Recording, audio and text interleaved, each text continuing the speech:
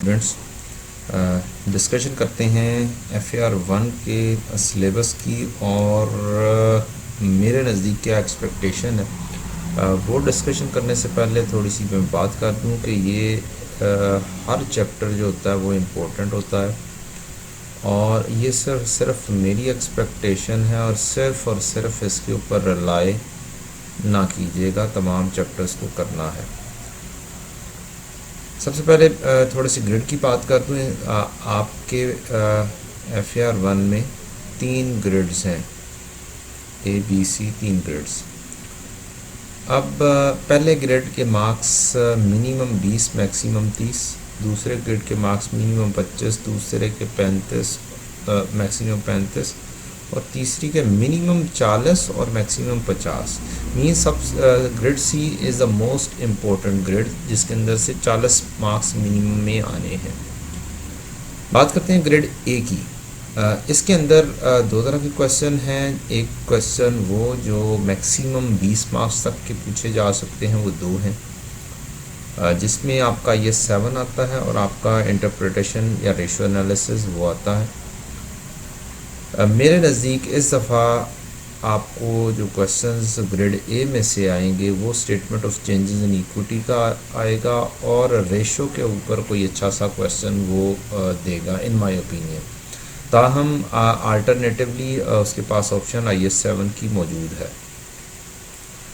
Next चलते हैं grade B. Grade B में मिनिमम 25 मार्क्स हैं और उसके पास 3 टॉपिक हैं, तीनों ही हैवी ड्यूटी उसने रखे हुए हैं जो मैक्सिमम 20 मार्क्स तक वो पूछ सकता है। तो इन माय ओपिनियन जो इस दफ़ा आपका जो फैक्ट्री लेजर्स और मैन्युफैक्चरिंग अकाउंट का एरिया है, इसमें से 15 से 20 मार्क्स के दरमियान में वो क्वेश्चन पूछेगा और दूसरी साइड पर वो आपसे नॉन प्रॉफिट ऑर्गेनाइजेशन का 5, 6, 7, 8 मार्क्स का क्वेश्चन वो पूछ लेगा। सम हाउ सिंगल एंट्री भी इम्पोर्टेंट है, वो इन दोनों में से भी 7-8 मार्क्स का पूछ सकता है क्योंकि उसके पास मैक्सिमम 35 मार्क्स अवेलेबल हैं। अल्टरनेटिवली कुछ भी कर सकते हैं, तीनों में से 1, 2, 3 उसके पास तीनों ऑप्शन मौजूद हैं, लेकिन उनमें भी जो मुझे लगता है इस दफ़ा वो मैन्युफैक्चरिंग अकाउंट का क्वेश्चन ज़रा हैवी ड्यूटी पूछेगा, जिसके अंदर वो क्या कर सकता है। वो उम्मीद है कि आपको 4-5 मार्क्स के ग्राफ्स दे दे, 5 मार्क्स के क्या दे दे, ग्राफ्स दे दे और प्लस 10 मार्क्स का वो आपसे पूछ ले कॉस्ट ऑफ गुड्स मैन्युफैक्चर्ड। तो इस तरीके का वो काम मेरे नज़दीक उसको करना चाहिए और साथ के साथ उसे नॉन प्रॉफिट ऑर्गेनाइजेशन या सिंगल एंट्री में से कोई 7-8 मार्क्स का क्वेश्चन आपसे पूछ लेना चाहिए उसको। नेक्स्ट आते हैं grade C which is most important. ऊपर जो बातें मैंने की थी वो अल्टरनेटिव उसके पास मौजूद है। यहाँ पर ग्रेड सी में उसने मार्क्स रखे हुए हैं 40 मिनिमम और उसके पास जो हैवी क्वेश्चंस हैं वो 2 एरिया से हैं, एक है IFRS 15 और दूसरा IS 16। अब तो इसलिए IFRS 15 का क्वेश्चन भी लाजमी तौर पर बनता है और IS 16 का क्वेश्चन जिसमें रिवैल्यूएशन आती है वो भी लाजमी तौर पर बनता है।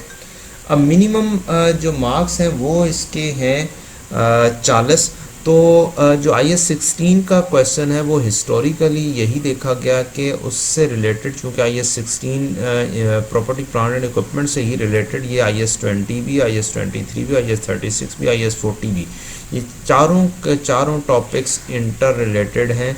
तो वो क्वेश्चन क्या करेगा, IS 16 में इम्पेयरमेंट भी दे सकता है, IS 20 गवर्नमेंट ग्रांट्स भी दे सकता है, बोरिंग कॉस्ट भी दे सकता है, इम्पेयरमेंट भी दे सकता है, इन्वेस्टमेंट प्रॉपर्टी भी दे सकता है।